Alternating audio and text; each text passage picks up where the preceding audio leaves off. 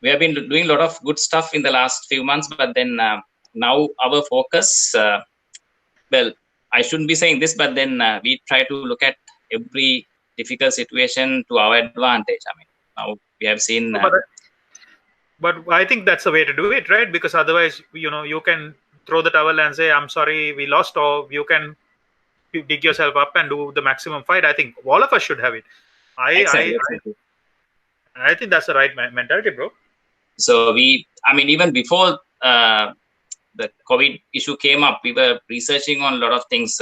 One thing that really, knowingly or unknowingly, we were researching on a antibacterial and well, we can't still call it antiviral, but antibacterial material.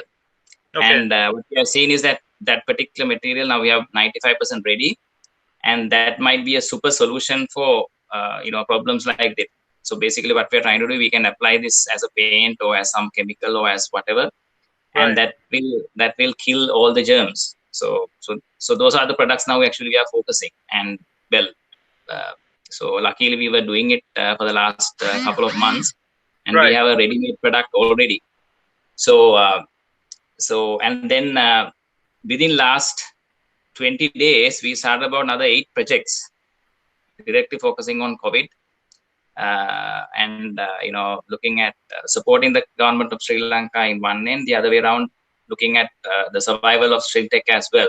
At least for the next 6 months, people will only talk about only this COVID-19 only. So how we can take it to our advantage, coming up with some scientific innovation. I think you may be knowing that story of great Isaac Newton, right? He came up with this particular, I think 600, 700 years ago, there was a similar situation in UK. And he had to go back to his countryside because living in London or Cambridge was too difficult because of the epidemic. And then in his hometown only, he realized the apple falling and all these issues. And then he came up with the great theory of gravity. So that led to so many other things, calculus, all that. So I think in tough time like this, I think the people over the history has done great things. So I think we have to look at it in that side. Maybe this is the time that we can totally, think totally outside the box and think totally new. Come up with as you said, the guys find that new norm on our own, and then redefine everything that we do. But Hemant, I mean, is that something that, I think we are very blessed. I mean, we are very fortunate that we have a different perspective. We are exposed to a lot of things. We are, kind of mature in certain ways. Do you think, I mean, the same mentality will be spread across when the desperation starts? Because I think when I speak to people, there are two extremes that people talk about. Like, we are the optimistic. I think we are the eternal optimists. We think there's good will come out of it. The air pollution have already started to kind of ease out. The world is becoming a cleaner. There's so many new things, as you rightfully said. Maybe there's a new Newton who will crack one of those millennial problems, or something will happen.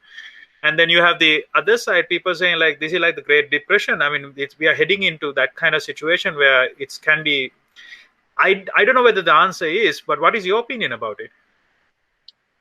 So what you have to understand it, I think 100 years ago, similar thing or maybe even worse thing happened, right?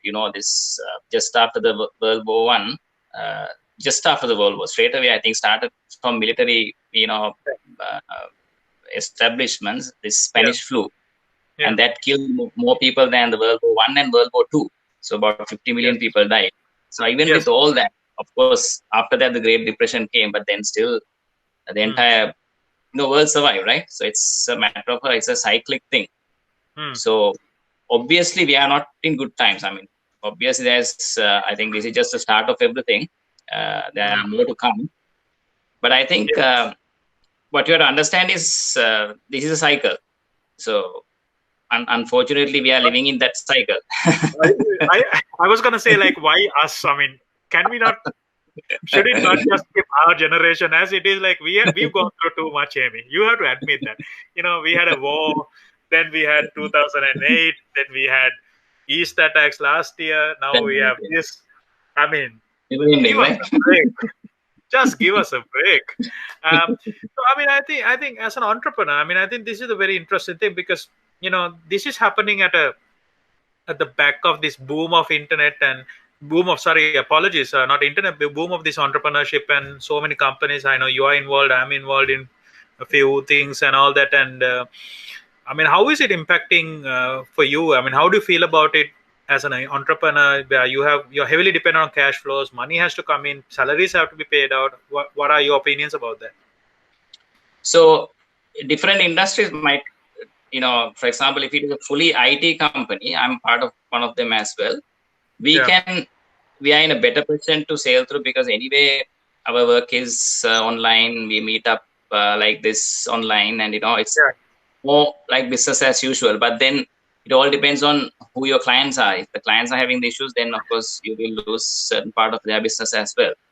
Yeah. But IT companies would be the least to affect in the short run, but of course, Right. long run, everybody will have an effect, major effect. Sure. Uh, but then some of the business, now, for example, I have this organization called Turu, which we Yeah. do more for like a social enterprise. Virtually, it has come to stand still now because it's a Yeah.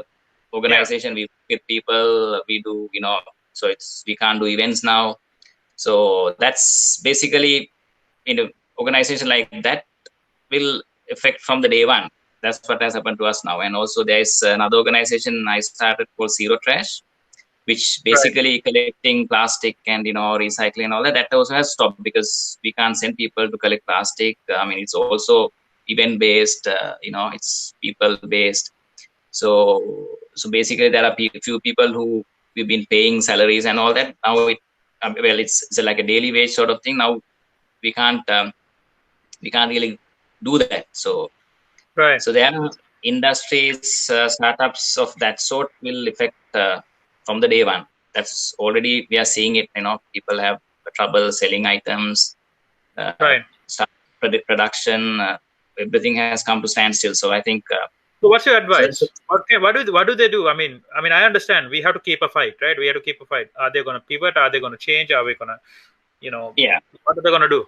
What do they So should do? still, well, I will take the example that I'm trying to do is, again, I'm not successful yet, but then what we are trying to do it now, especially in Sri Lanka, just after the shutdown came, then the government started this entire plan of growing your own garden, right? It's a Yeah. concept that the government came up with. So you grow Yeah. your own vegetables or whatever that you want to eat.